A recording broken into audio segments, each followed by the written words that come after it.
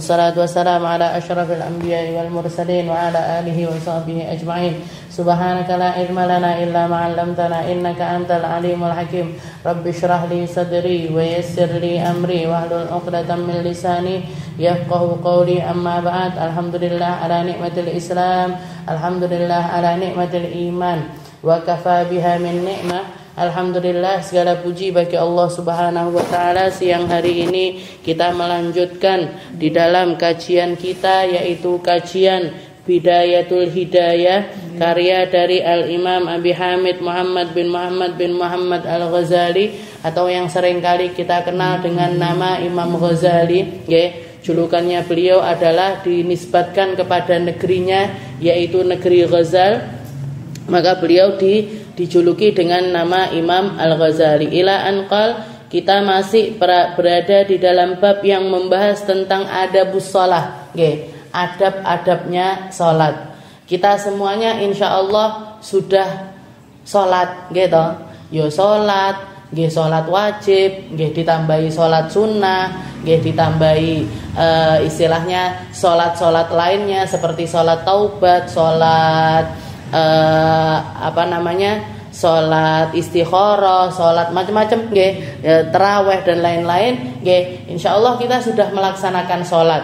Maka yang perlu diisi di sini, yang perlu kita terus tingkatkan adalah adab-adabnya salat. Sing patut untuk ditambahi niku maknane salat, fahamnya kita tentang salat kita, nambahi khusyuke salate awake dhewe, Jadi salat yang sudah kita lakukan itu menjadi berpeluang lebih besar untuk dipandang sama Allah taala, Dan semakin dekat, semakin mirip dengan salatnya Rasulullah sallallahu alaihi wasallam. Walaupun kalau dilihat-lihat usaha untuk bisa melaksanakan salat koyok Kanjeng Nabi niku saumur hidup koyoke mboten saged, ndak bisa untuk kita mencapai salat seperti salatnya Rasulullah sallallahu alaihi wasallam atau salatnya para sahabatnya Nabi, termasuk di antaranya Sayyidina Zubair bin Awam. Sayyidina Zubair ini ketika beliau di usia tua sekali, kena sakit yang sampai membuat kakinya ini harus dipotong. Istilahnya lek wong dhewe mungkin zaman sekarang kena diabetes, terus luka, akhirnya merembet kemana-mana sehingga dokter bilang ini harus diamputasi, ini harus dipotong. Maka dikatakan ketika beliau mau dipotong disuruh minum arak, disuruh minum khamr, suruh minum minuman keras. Buat apa ini minuman? Biar ndak sadar, Beb. Biar ndak sadar nanti. Jadi ketika dipotong nggak terlalu sakit. Katanya beliau nggak perlu. Cukup ketika aku sholat, nanti ketika aku duduk tasyahud atau duduk tahiyat akhir, nanti kakiku tak delujurne, waktu itu potongan. Dipotong waktu lagi sholat ndak sadar. Begitu selesai sholat wis bar, sudah selesai. Ngomongnya seperti itu. Bahkan dikatakan ketika beliau perjalanan ngubur kakinya ini tadi, begitu dikuburkan, beliau mengatakan, ya Allah, Allahumma syhad, ya Allah saksikanlah kaki ini adalah kaki yang semenjak masuk Islam nggak pernah tak pakai untuk jalan di tempat maksiat sama sekali. Bahkan tidak pernah tak pakai jalan di tempat yang melalaikan sama sekali. Engkau saksinya ya Allah, dan semoga kaki ini bisa masuk ke dalam surga terlebih dahulu sebelum orangnya masuk surga. Itu beliau sendiri yang nguburkan.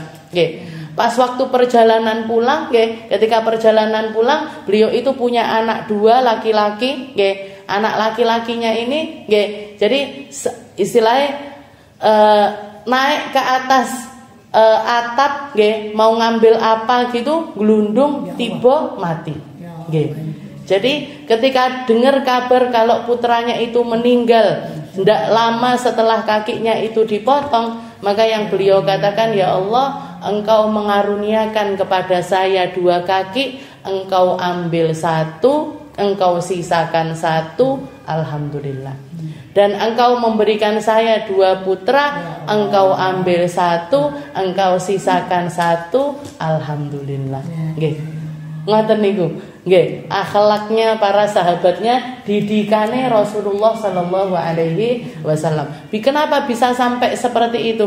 Karena beliau semakin memahami, semakin memaknai, semakin ngerti nggih bahwasanya hidup ini kalau ndak enek salate, awake dhewe kalau jadi manusia dan ndak dikasih sama Allah taala rasa nggih, ndak dikei hidayah, ndak dibantu badannya ataupun hatinya untuk semakin dekat sama Allah taala, ndak enek gunane nggih.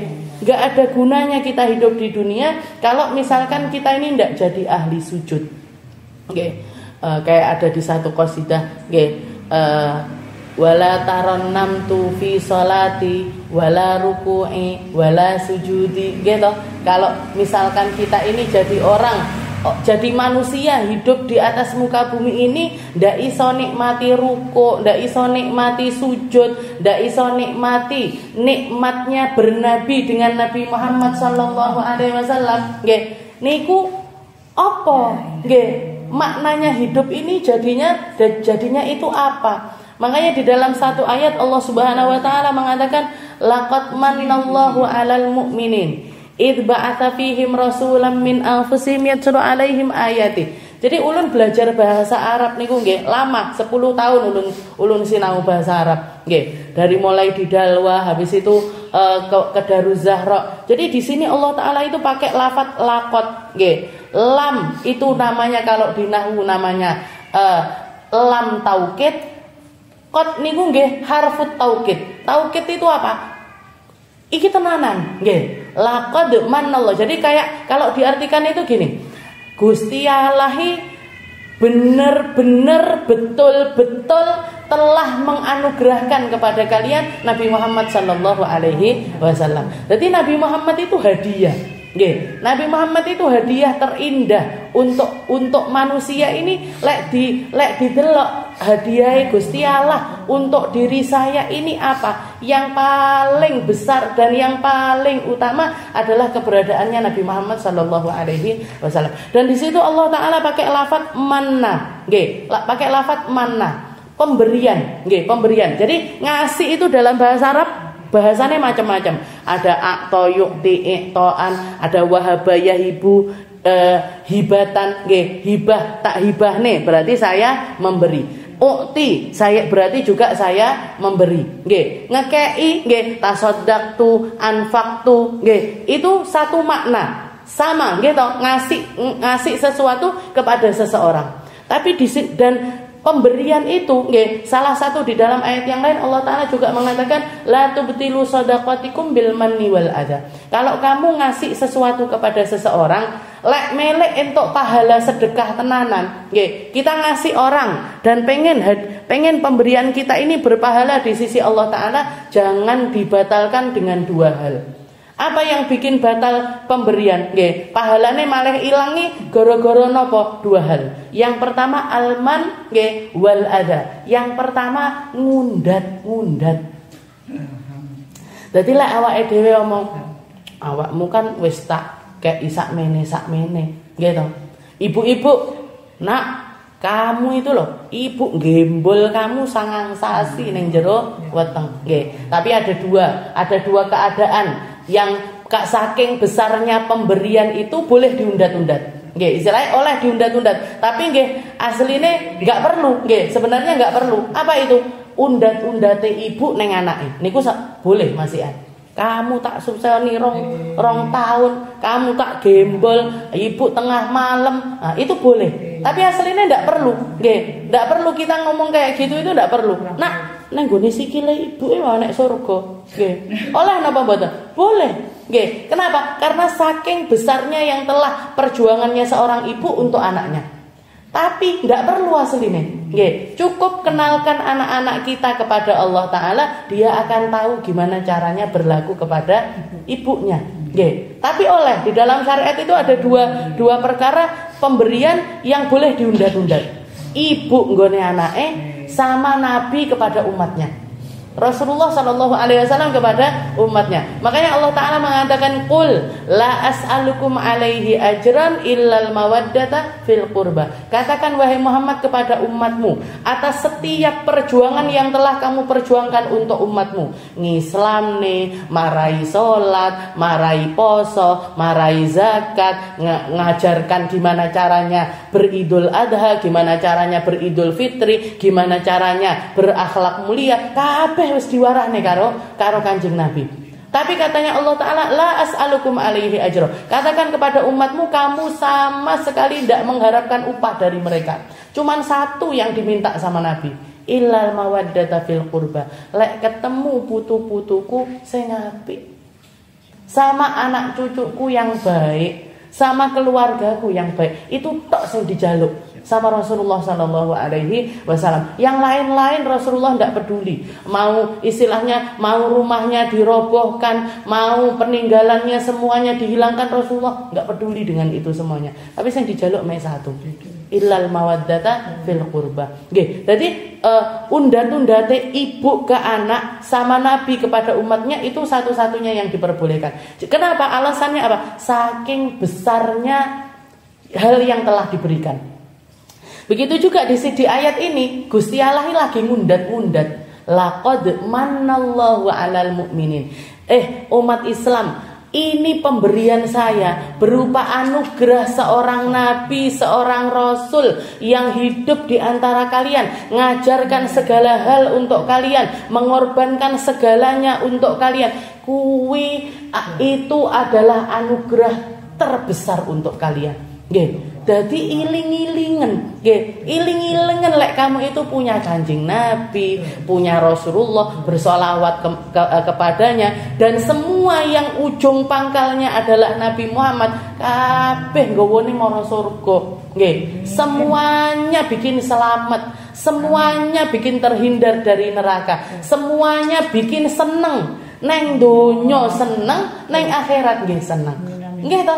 Neng donya lho kita seneng-seneng tentang Nabi Muhammad, nggih, gembira dengan mulutan misalkan digelar. Ngenekne bazar dingge dingge ben bocah biar penerus kita itu juga kenal. Nyapa to iki kok ngenekne bazar mulutan? Nggih, ini bulan kelahirannya Nabi. Masang lampu-lampu di setiap rumah misalkan, nggih. Terus ngenekne pengajian akbar, ngenekne pentas seni, ngenekne lomba-lomba, ngenekne ini itu dan lain sebagainya. Ngeluarkan harta, seneng awake dhewe ndelok cah cilik-cilik misalkan lomba kelereng, apa lomba karung, apa lomba, nggih, ekspresinya macam-macam, nggih, caranya macam-macam. Tapi ini semua kegembiraan kalau nyangkutnya ke Nabi Muhammad, pahalanya gede, nggih, dan bawa kepada keselamatan. Dibandingkan kalau kita itu seneng-seneng dengan sesuatu yang lain, nggih. Ini healing ngopi ae lah. Nggih, misalkan nek wong saiki kan ngoten, nggih to. Ngopi ae lah. Ngopimu iki ndak bikin kamu masuk ke dalam surga, kecuali kalau dikaitkan sama Nabi Muhammad. Yo ngopi karo rembukan mulutan, nggih. Yo ngopi karo rembukan korban. Yo ngopi, ibu-ibu misalkan iki awake dhewe bagi tugase masalah waktu pengajian akbar itu piye carane? Nggih, rembukan ibu-ibu ya rembukan, bapak-bapak ya rembukan. Kalau disangkutkan, nggih, kalau disangkutkan masih omek titik sangkutane. Sing penting kita masukkan Rasulullah di dalam perkara tersebut. Dadi pahala kabeh, nggih. Semuanya bawa pahala. Semuanya bikin kita itu gembira di akhirat nanti. Dan itu sesuatu yang diizinkan oleh Allah Subhanahu wa taala. Nggih, wa dzakirhum bi ayyamillah. Katanya Allah taala, iling-iling ono hari-hari gembiramu tentang Nabi Muhammad sallallahu alaihi wasallam. Nggih. Innalillahi fi ayyami dahrikum nafahat ala fata'arradu laha. Dzalika khairum mimma kuntum tajma'un. Katanya Allah Ta'ala, kalau kalian ngelihat ada anugerah-anugerah Allah Ta'ala yang sedang dilimpahkan tambah banyak, meloo ngambil porsi di dalam perkara tersebut meskipun sesuai dengan yang kita mampu. Nggih, sak isone awake dhewe. Isone urun tenaga ya tenaga, isone urun dhuwit nggih dhuwit, isone urun isone urun pikiran nggih pikiran. Ndak iso, aku wis ora iso, aku ora iso nyapa-nyapa, dhuwit ya ndak iso dan lain sebagainya. Urun donga, urun seneng nggih, urun seneng. Sing penting satu nggih catatane, wis pokoke aja nyelatu nggih. Anak wong gawe mulutan aneh-aneh, dadak gawe mulutan bareng. Iki kok iso aneh-aneh iki lho, nggih to. Nah ini orang-orang kayak gini nih sing enggak akan dapat jatah banyak dari perkara-perkara yang dihadiahkan oleh Allah Ta'ala untuk kita. Nggih, terus arep golek seneng lewat endi? Padahal kita itu butuh seneng, butuh gembira, gitu. Ada butuh seneng, butuh gembira, butuh untuk melegakan hati, nggih. Karena ndak dipungkiri setiap hari semua orang, setiap keluarga punya masalahnya sendiri-sendiri, duwe bebane dewe-dewe, duwe cara Allah Ta'ala untuk menguji masing-masing itu semuanya kena. Istilahnya gitu, macam-macam carane nggih. Tapi dan makanya kita butuh hiburan. Nah, hiburan yang diizinkan sama Allah Ta'ala ini apa? Semua yang berkaitan dengan Nabi Muhammad sallallahu alaihi wasallam. Nggih. Jadi di sini babnya Imam Ghazali ini bukan adabus shalah, bukan babus shalah, bukan babnya salat. Kenapa? Karena memang kitab ini diperuntukkan untuk orang-orang yang sudah salat. Nggih. Yang sudah sholat, sing wis terep sholate, sing istilahnya sudah terbentuk keislamannya itu dari awal sudah terbentuk. Sama beliau dikasih judul adabus sholah, adabnya sholat, biar dohir sholatmu itu bagus, batinnya sholatmu itu juga tambah bagus, tambah bagus. Ila an qala al-muallif rahimahullahu ta'ala wa nafa'ana bi ulumi fid dharain. Tsumma kabbir lirruku' warfa' yadayka kama sabaq wa muddat takbir ilal intiha ilar ruku'. Kalau yang sebelum Ramadan kemarin nggih, napa nggih sebelum Ramadan nggih apa itu? Enggak. Bar Ramadan peng pisan. Nggih, urung ngaji kitab tapi kita niki sampai di babnya ruku', nggih. Jadi ruku' iktidal, bangun dari ruku'. Katanya beliau, "Tsumma kabbir lirruku'." Nggih. Kemudian bertakbirlah kalian untuk melaksanakan ruku'. Nggih. Jadi ada yang namanya takbiratul ihram, ada yang namanya takbiratul intiqalat. Nggih, kalau di dalam fikih niku takbiratul ihram itu kapan? Takbir pas pertama, nggih. Takbir yang akan mengharamkan perkara yang sebelumnya halal jadi haram. Omong saurunge salat oleh, bar takbir ndak oleh ngomong. Sebelum takbir kita boleh makan, begitu takbir ndak oleh maem. Nggih. Nah, selain takbiratul ihram di dalam salat itu juga ada yang namanya takbiratul intiqalat. Takbir setiap kali pindah dari satu gerakan ke gerakan yang lainnya. Nggih. Termasuk yang disunahkan untuk takbir intiqalat itu minal qiyam ilar ruku'. Dari berdiri, nggih, dari kita berdiri gini nih, nggih, mau ke ruku' itu disunahkan untuk Allahu Akbar, ruku'. Nggih. Begitu juga dari ruku' ke iktidal, nggih, Allahu Akbar. Bahkan sebagian ulama ngajarinnya ngeten, nggih. Jadi ketika kita bar Fatihah, habis itu surat, nggih. Fatihah surat itu tangannya diginikan dulu, nggih. Baru setelah itu Allahu Akbar, nggih. Kenapa? Karena takbir intiqalatnya kita mau ruku' itu modelnya, nggih, istilahnya modele sama dengan takbiratul ihram. Kita ketika takbiratul ihram kan ngeten sian, gitu. Gini, Allahu Akbar. Nggih, itu namanya takbiratul ihram. Nggih. Nggih. Nah, kalau waktu dari habis Fatihah, habis surat mau ke ruku', itu juga sebagian ulama ngajarkan diginikan dulu tangannya, terus Allahu Akbar ruku'. Nah, kalau dari ruku' ke iktidal, cukup Allahu Akbar. Nggih. Terus baru sujud. Sujud ke tasyahud apa sunnah takbir? Mboten. Nggih, kok baru sujud. Allahu Akbar. Enggak ada. Nggih, jadi takbir itu cuman dilaksanakan waktu berdiri. Dan kalau kita lihat, kita itu sholat ruku'e peng 1 tapi sujudnya peng 2. Nggih. Rukuknya kan sekali, tapi sujudnya dua kali. Dikatakan kenapa kok sujud kita 2 kali sedangkan rukuk kita sekali? Karena sujud itu, sujud pertama kali yang dilaksanakan oleh malaikat. Karena perintah Allah Ta'ala untuk sujud kepada Nabi Adam, perintahnya untuk sujud wasjudu, wasjudu li Adam. Itu Allah Ta'ala mengatakan sujudlah kalian kepada Nabi Adam. Itu sujudnya pengen sitok tok. Sujudnya cuma sekali. Tapi dikatakan para malaikat begitu bangun dari sujud, ngelihat kalau iblis ini tidak mau sujud, delok le iblis ada satu kaum, ada satu kelompok yang diperintahkan sama Allah Ta'ala untuk sujud dan dia menolak untuk sujud. Katanya para malaikat, serentak mereka sujud untuk kedua kalinya. Sing kedua ini sujud apa? Sujud syukur.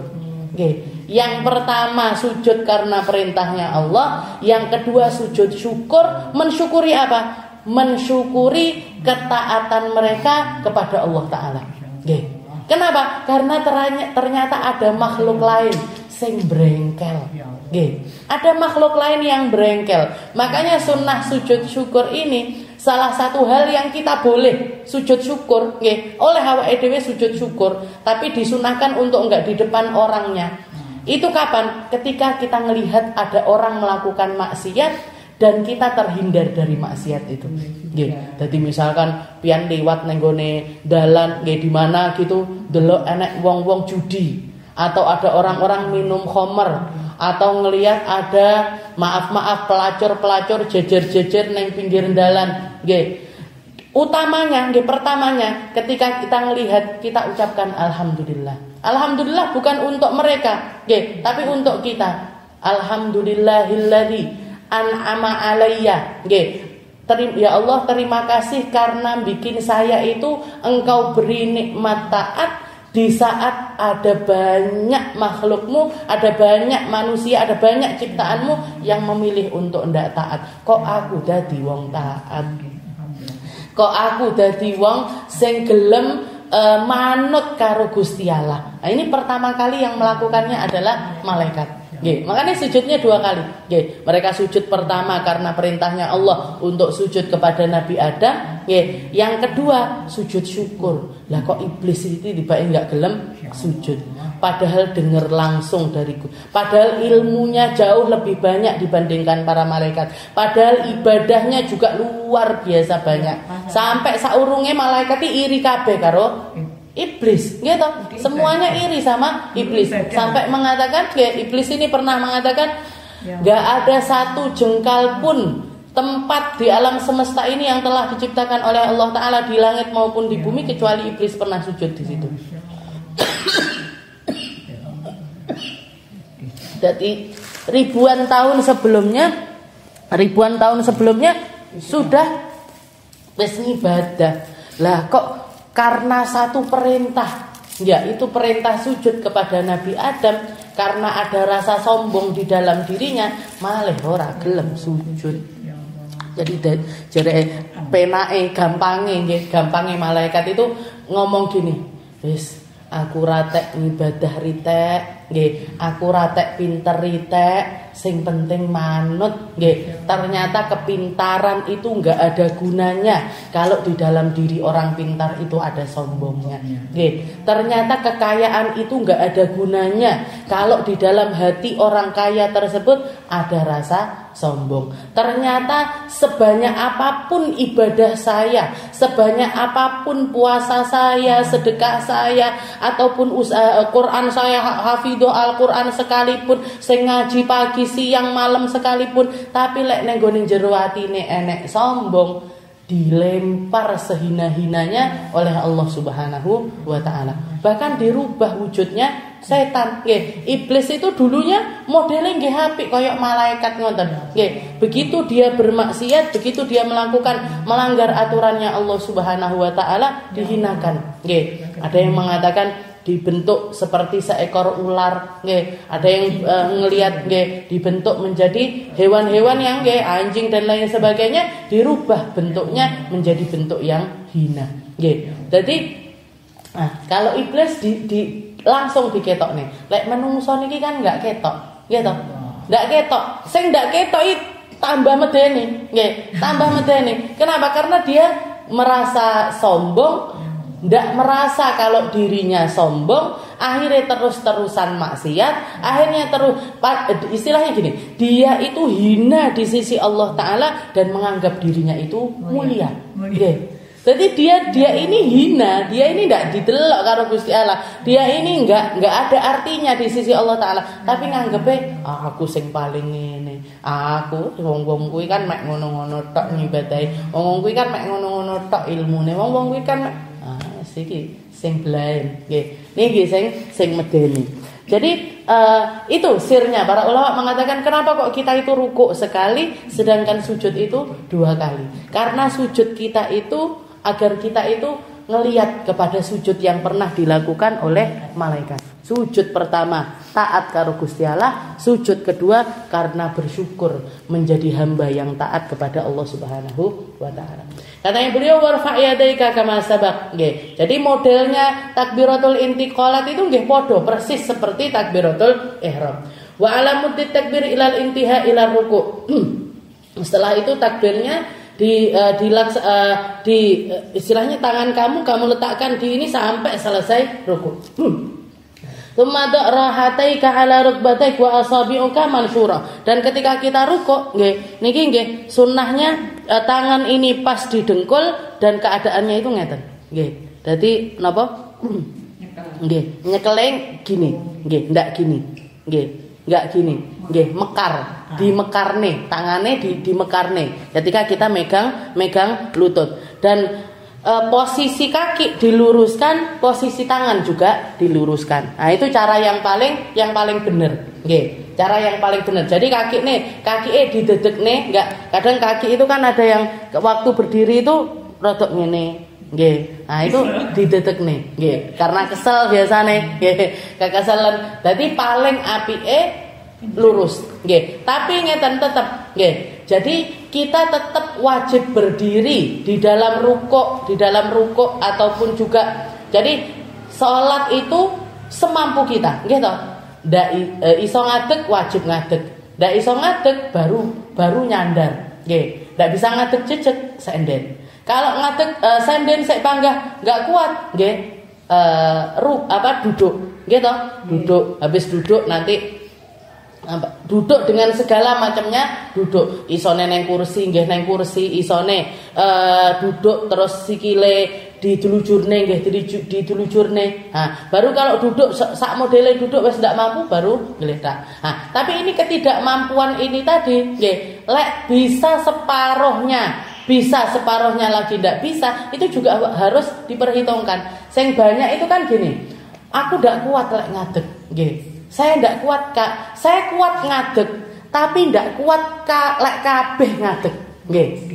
Nggih toh? Nah, jadi saya itu berdiri kuat, rukuk kuat, iktidal kuat. Tapi kalau sudah sujud, arepe ngadeg neh angel. Nggih. Berarti gimana? Yang bisa berdiri tetap wajib berdiri, nggih.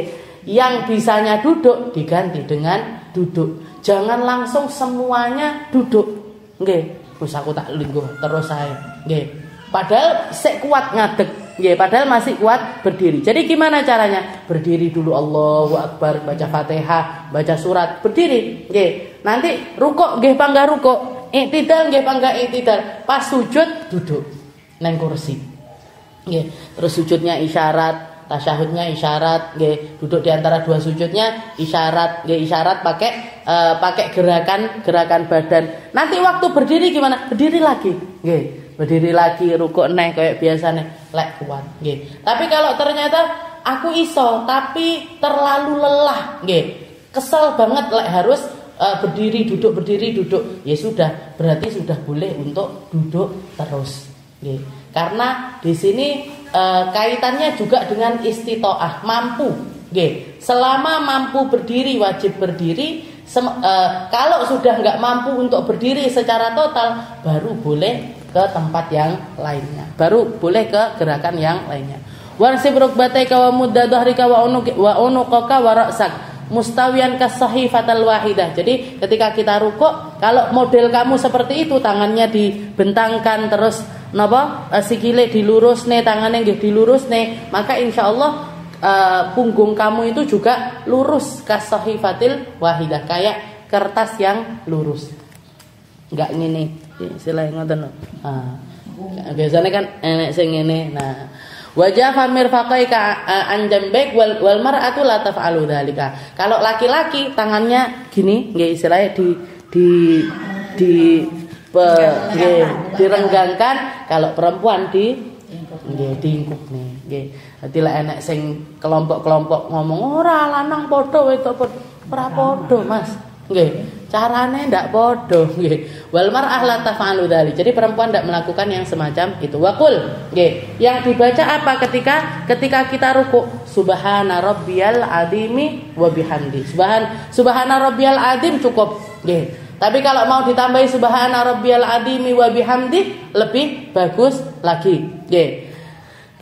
Salasan, nggih. Satu kali sudah gugur, sudah tumakninah, nggih. Tapi kalau mau sempurna 3 kali, nggih. Tapi kalau pengen wa in kunta munfaridan wa aratta ziyadah, kalau kamu sholat sendiri, nggih, dan kamu pengen nambahi bacaan, nggih, pengen nambahi bacaan, faqul sab'a marat, boleh 7 kali, boleh 10 kali juga boleh, fa innahu hasan, nggih, karena yang seperti itu diperbolehkan. Cuman catatannya, nggih, rukuk sama sujud ataupun gerakan setelah berdiri itu namanya adalah rukun qasirah, rukun pendek. Yang rukun panjang itu mana? Yang rukun panjang itu cuman berdiri. Jadi kalau kita pengen rukuk lama, sujud lama, nggih, pengen rukuk lama, pengen sujud lama, pengen duduk di antara 2 sujud juga lama, bacaannya pengen diulang-ulang, nggih, maka rukuk sujudnya kita harus lebih pendek dibandingkan berdirinya kita, nggih. Karena yang rukun panjang itu cuman berdiri. Nggih.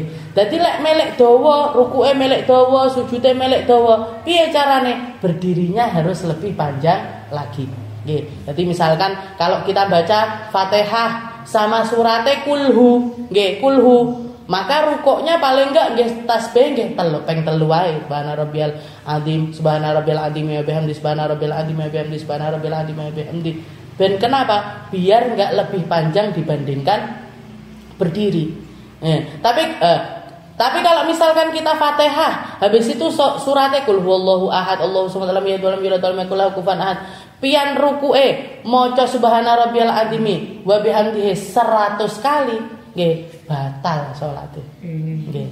Kenapa? Karena ini rukun pendek, harus lebih pendek dibandingkan berdiri. Lek melek dawa, berdirinya juga harus lebih panjang. Nggih. Makanya yang diambil dari sholatnya Nabi Muhammad yang super panjang, nggih. Rasulullah pernah sholat, sekali sholat habis Fatihah itu yang dibaca lebih dari 5 juz, nggih. Surat Al-Baqarah diwaca, Al-Imran diwaca, An-Nisa dibaca, Al-Maidah dibaca. Itu kurang lebih 5 sampai 6 juz, nggih. Sekali berdiri. Rukuke nggih dawa, hampir mirip seperti berdirinya. Katanya sahabat yang meriwayatkan ini, nggih, hampir mirip seperti berdirinya. Rukuknya mirip sama duduk dia iktidalnya mirip sama rukuknya. Sujudnya mirip sama iktidalnya. Duduk di antara 2 sujudnya mirip sama sujudnya. Berarti kan dawa kabeh. Nggih. Tapi beliau mengisyaratkan panjangnya ini sama panjangnya berdirinya Nabi, masih tetap paling panjang itu berdiri. Nah, di situ para ulama mengatakan kalau kamu pengen rukuknya panjang, sujudnya panjang, berdirinya juga harus pakai surat yang panjang. Nggih, Fatihah maca Yasin misalkan. Nggih, habis Fatihah baca Yasin. Rukuke subhana rabbiyal azim wa bihamdihi subhana rabbiyal ping 100 silakan. Nggih. Silahkan, tidak apa-apa. Nggih, kita waktu sholat tasbih, nggih, waktu sholat tasbih kan maca subhanallah alhamdulillah la ilaha illallah Allahu akbar. Nggih, sekalian kan 10 10 10. Itu suratnya harus pakai surat yang panjang. Enggak oleh mek Fatihah kulhu. Nggih, Fatihah An-Nas, Fatihah Al-Falaq. Kenapa? Karena walaupun mungkin mirip-mirip nggih, kan ada Fatihahnya Fatihah sama surat itu, tapi takutnya Fatihahnya kita sama rukuknya kita lebih panjang rukuknya kita. Nah, itu yang enggak boleh. Ya dadi lek milik dawa ngadeke nggih kathek surat sing dawa. Lek suratnya pendek tapi diulang-ulang boleh. Nggih, kulhu ping 100 misalkan. Nggih ngadeg bar Fatihah kulhune ping 100 boleh. Nggih, terus subhanallah subhana rabbiyal aziminya ping 100 sekian. Oleh nggih. Seperti itu. Wa qala subhana rabbiyal azim. Jadi katanya beliau boleh kalau kamu salat sendiri, tapi catatannya nggih, lek salat dadi imam nggih, kalau kamu salat jadi imam dianjurkan untuk melaksanakannya yang muqtadil, istilahnya tengah-tengah, biar jamaah ini enggak keberatan nggih, biar karena kita enggak ngerti yang dadi makmum, mungkin ada yang sakit, mungkin ada yang lagi repot, mungkin ada ibu-ibu sing anake wis nangis gitu. Jadi kalau kamu jadi imam ndak boleh lama-lama. Lek salat sendiri arep mok dawakne kaya apa silahkan nggih. Tsumma hatta ta'tadil qa'iman. Setelah itu i'tidal. Nggih. I'tidal ini yang warfa' yadaika qailan sami Allahu liman hamidah. Jadi yang dibaca yang marwiyun anin nabi, yang diriwayatkan dari nabi, yang diajarkan sama nabi adalah lafaz sami Allahu liman hamidah. Apa artinya? Allah Ta'ala dengar siapapun hambanya yang sedang memuji.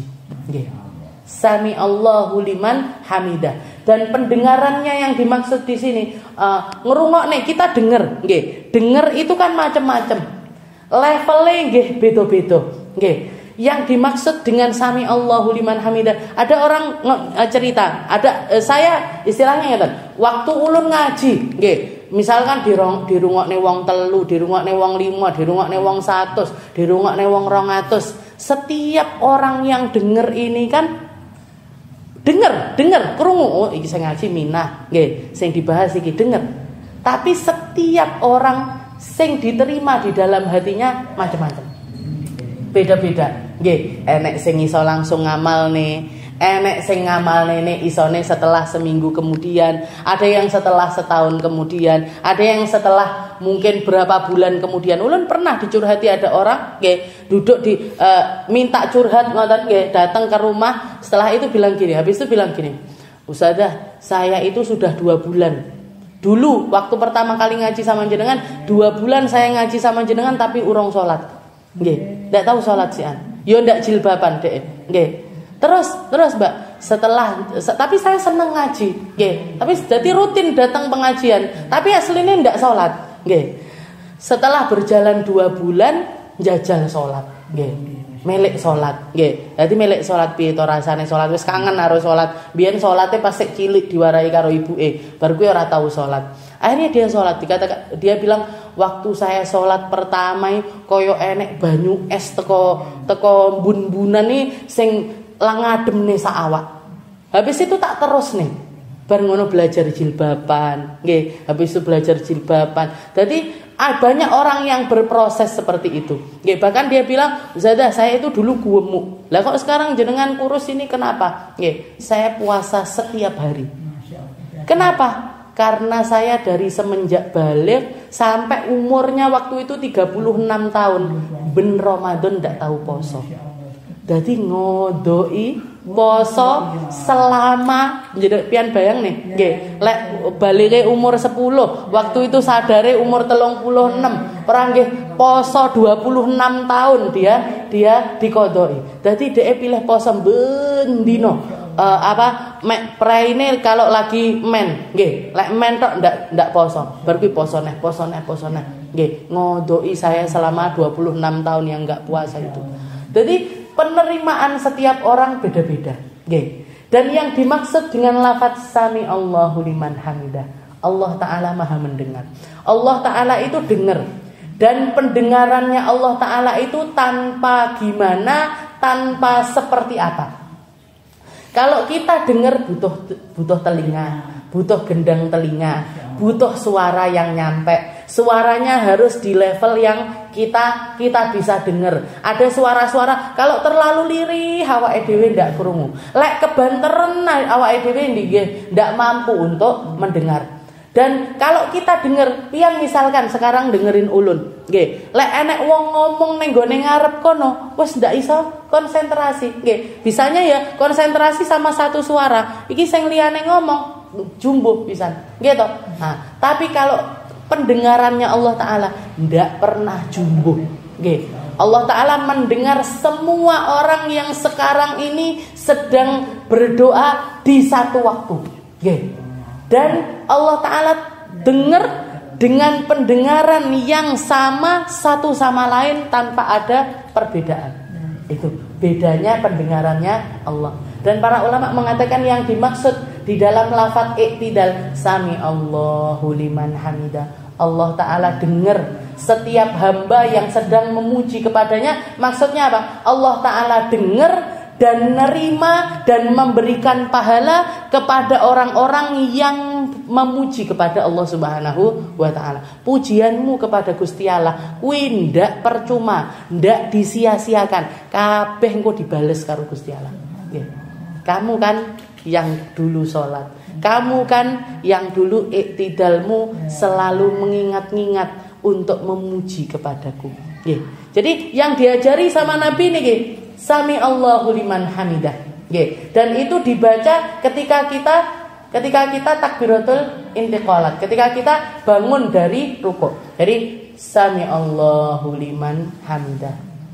Wa fa idza stawaita, begitu tangan kamu sudah lurus lagi, istilahnya sudah berdiri, badanmu sudah berdiri lurus kembali, bangun dari ruku, maka faqul Rabbana lakal hamdu mil'us samawati wa mil'ul ardi wa mil'u ma syi'ta min syai'in ba'du.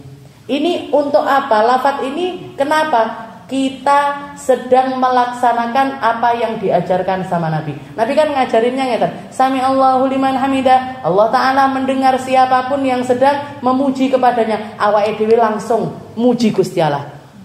Rabbana, ya Allah, lakal hamdu, pujian kepadamu, mil'us samawati wa mil'ul ardi, sebanyak apapun yang ada di langit dan sebanyak apapun yang ada di bumi, wa mil'u ma syi'ta min syai'in ba'du, dan sebanyak makhluk apapun yang engkau ciptakan baik sekarang ataupun nanti. Jadi ketika kita iktidal niku, ketika kita iktidal, kita itu sedang, jadi imamnya ngomong sami Allahu liman hamidah, Allah Ta'ala mendengar siapapun yang sedang bertahmid, yang sedang memuji kepada Allah. Ayo sapa sing saiki gelem bertahmid, langsung awake dhewe nyauti Rabbana, ya Allah, lakal hamdu, saya masuk di dalam golongan orang yang memuji. Dan pujian saya, yang saya harapkan ya Allah, engkau beri pahala sebanyak makhlukmu yang di langit, makhlukmu yang ada di bumi, makhlukmu yang memenuhi alam semesta ini, baik sekarang ataupun sampai hari kiamat nanti. Jadi dikatakan itu dilakukan di zamannya Nabi. Rasulullah sholat jadi imam, sami Allahu liman hamidah, menang. Tahu-tahu ada seorang sahabat yang mengatakan Rabbana lakal hamdu mil'us samawati wa mil'ul ardi wa mil'u ma syi'ta min syai'in ba'du. Begitu selesai salat Rasulullah langsung tekok, sapa mang sing baca lafaz tersebut? Ana ya Rasul, saya ya Rasul. Salah seorang sahabat, saya ya Rasul. Katanya Rasulullah, sekarang ini malaikat yang ada di atas langit berbondong-bondong turun untuk lomba-lomba nyateti pahala yang kamu ucapkan. Saking apa? Saking akeh. Butuh asisten banyak, Jadi rokib atid tok ndak kuat, Untuk nyateti butuh pasukan, Datangkan malaikat-malaikat yang lain untuk bantu nyateti pahala yang sedang orang tersebut ucapkan, Jadi kalau kita ngerti maknane, dhewe, semua yang kita lakukan di dalam sholat itu maknanya luar biasa indah, Rabbana lakal hamdu, Ya Allah, ya Allah, lakal hamd, untukmu segala pujian. Dan pujian sebanyak apapun kita memuji itu gak akan bisa memenuhi keagungannya, istilahnya nggak pernah bisa setara dengan keagungannya Allah. Makanya kita ya Allah, aku la iso muji terus, aku akan memuji Engkau sebanyak yang ada di atas langit dan sebanyak yang ada di bumi dan sebanyak semua yang ada di alam semesta ini dari mulai sekarang sampai hari akhirat nanti. Ciptaannya Allah yang ada ataupun yang akan ada nantinya. Seperti itu. Jadi maknanya i'tidal itu seperti itu. Maknanya kita baca lafaz Rabbana lakal hamd. Wa in kunta munfaridan fis subh faqra'il qunut. Dan kalau kamu sholat di waktu subuh sendirian, di sini dikatakan sendirian, faqra'il qunut, tambahi doa qunut. Tambahi doa qunut. Kenapa kok dibilang munfaridan? Karena kalau kita makmuman, kalau kita sedang jadi makmum, lek imame kunut ya awake dhewe melok kunut, lek imame ndak kunut awake dhewe ndak usah melok kunut. Kenapa? Karena makmum itu apa katanya imam. Kita nambahi apa yang ndak dilakukan imam malah batal. Imame ndak tasyahud awal kok awake dhewe tasyahud awal, batal. Imame ndak sujud sahwi kok kita sujud sahwi, batal. Imamnya istilahnya tidak melakukan satu gerakan yang bukan rukun loh, Kalau rukun sholat kita tetap wajib melakukan. Imamnya lali rukuk, piye dhewe rukuk apa ndak? Ya bangga wajib rukuk. Imamnya lali rakaate, sholat isya 3 rakaat salam. Gimana ini? Ya kita harus nambahi lagi. Kalau perkara yang ditinggalkan ini perkara-perkara yang wajib, kita tetap wajib untuk menyempurnakan. Tapi kalau yang ditinggalkan ini perkara sunnah, kayak doa kunut, duduk tasyahud awal, duduk tasyahud awal ini hukumnya sunnah. Jadi kalau dilakukan berpahala, kalau nggak dilakukan nggak bikin sholat itu batal. Dan kalau kita jadi makmum posisinya kudu manut karo imam. Pian sholat di Masjidil Haram ataupun di Masjidin Nabawi, di sana imamnya ndak pakai kunut, nggak usah pakai kunut. Lek pian kunut malah batal. Kalau pian kunut malah batal. Kenapa? Karena nambahi sesuatu yang nggak dilakukan sama imam. Sah apa ndak? Sah. Tetap sah. Imamnya ndak nambahi sujud sahwi, kita nambahi sujud sahwi, ndak usah, nggak perlu, malah batal. Imamnya ndak sujud tilawah, kita sujud tilawah, dengar ayat wasjud waqtarib misalkan, ini kan sunnah untuk sujud tilawah. Imamnya nggak sujud tilawah, awake dhewe ndak usah, ngoten mawon, penak lek dadi makmume. Imamnya bener, awake dhewe melok bener. Tapi imamnya lek salah keterlaluan, yo kita tetap ndak boleh ikut. Imamnya ra rukuk, dhewe melok ora rukuk, nah ini batal malah. Faqra'il qunut. Jadi disunahkan untuk membaca doa qunut. Lafadznya seperti yang dilafatkan oleh Sayyidina Ali Al-Marwi bil isnadis sahih an Sayyidi Syababi Ahlil Jannah, Sayyidina Hasan Ibnu Ali radhiyallahu anhuma. Sayyidina Hasan yang mengajarkan doa ini, Allahumma hdini fi man hadait wa afini fi man afait wa tawallani fi man tawallait wa barik li fi ma atait wa qini syarra ma qadait fa innaka taqdi wa la yuqda alaik wa innaka la tadillu man walait wa la ya'isu man adait tabarakta rabbana wa ta'alait. Nah, ini riwayatnya Sayyidina Hasan. Jadi doa kunut niku pertama Rasulullah lakukan, yang pasti selalu dilakukan itu di waktu subuh, sama setengah terakhir dari sholat witir di bulan Ramadan. Nah, jadi itu namanya kunut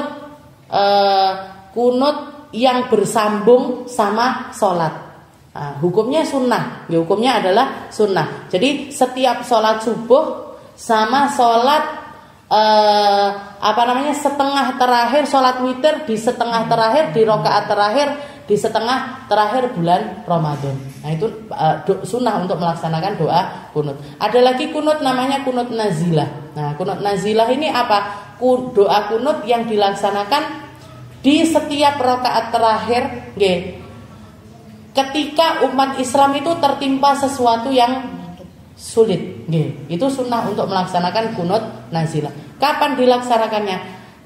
Di semua sholat. Mau sholat wajib, mau sholat sunnah, nggih, disunnahkan untuk melaksanakannya. Yang enggak sunnah itu kalau sholatnya sholat maghrib.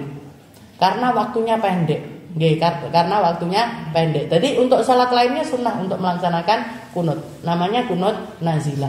Kayak yang dilakukan Rasulullah ketika terjadi dua kejadian. Umat Islam itu dibantai istilahnya. Nggih, ketika Rasulullah pertama namanya kejadian Bi'r Ma'unah, nggih, di sekitaran sumur namanya sumur Ma'unah. Jadi ada orang datang ke Rasulullah ngaku Islam, nggih, ngaku kalau dirinya itu tak syahadat di depannya Nabi.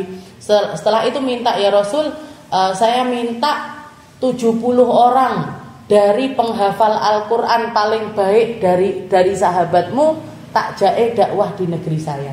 Nggih, nanti saya yang nanggung semuanya, rumahnya, akomodasi kabeh ditanggung sama orang kaum tersebut karena negeri saya mayoritas sudah masuk Islam. Rasulullah percaya, nggih, dibawakan 70 orang sahabatnya.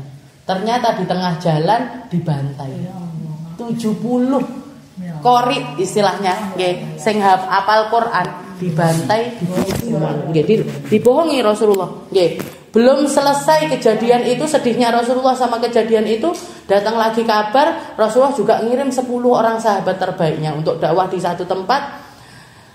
7 orangnya dibunuh di atas gunung, 3 orangnya lagi dijual ke orang Mekah.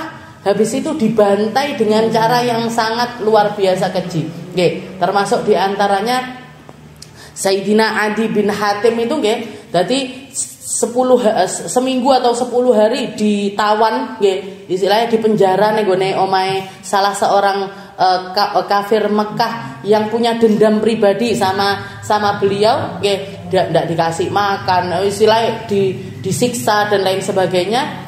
Setelah itu di hari terakhir dikarak, nggih, dikarak keluar Mekah. Di situ badannya disalib, nggih. Sebelum disalib itu ditanya, apa permintaan terakhir kamu? Katanya beliau, saya minta izinkan saya untuk melaksanakan 2 rakaat salat, nggih. Beliau salat 2 rakaat, begitu salam beliau bilang, kalau misalkan saya tidak pengen kalian ngira saya itu takut sama mati, bakalan tak panjangkan salat saya. Tapi berhubung saya takut kalian ngira saya itu takut sama kematian, nggih, maka tak pendekkan salat saya. Habis itu disalib, nggih, diketoki awake qit'an tilwal qit'ah. Jadi titik-titik dipotong-potong sampai habis. Sadis banget. Nggih. Jadi dan itu orang-orang Mekah semuanya sorak-sorak. Nggih, sorak-sorak ngelihat kejadian terus. Jadi diketoki awak. Nggih, di zaman jahiliyah, nggih, sebelum Rasulullah sudah hijrah ke Mekah. Rasulullah sudah hijrah ke Madinah. Nggih. Tapi beberapa orang masih dalam keadaan. Itu jadi 2 kejadian berat itu terjadi di 1 bulan. Nggih. Rasulullah dikatakan waktu itu setiap selesai sholat, setiap kali rakaat terakhir dari sholatnya beliau selalu melaksanakan kunut nazilah. Kunut nazilah kurang lebih hampir 1 tahun, sepanjang tahun beliau itu melaksanakan kunut nazilah karena kejadian tersebut. Jadi doa kunut itu ada yang namanya kunut ini yang langsung sama, memang marwi, ada riwayatnya. Ben sholat subuh Rasulullah biasanya kunut. Habis itu di rakaat terakhir, di sholat witir, di setengah terakhir bulan Ramadan juga melaksanakan kunut. Nah, lafadznya ini tadi, Allahumma hdini fiman hadait wa afini fiman afait ilal akhir. Nah, tapi kalau ada kejadian-kejadian tertentu disunnahkan untuk melaksanakan kunut, namanya kunut nazilah. Nggih, namanya kunut nazilah. Lek ndak apal doane kunut nazilah, pakai doa kunut kita biasanya juga boleh. Jadi pian misalkan berduhaan melek ndongakne teman saudara-saudara kita yang di Palestina atau nenggone Papua yang dibantai-bantai dan lain tempat-tempat yang masih ada konflik-konflik, nggih, nggih, boleh berduhaan kunut, kunute Allahumma dini fiman hadait, boleh. Nggih, itu namanya kunutnya kunut nazilah. Nggih, namanya kunut nazilah. Wallahu a'lam bishawab. Insyaallah kita lanjutkan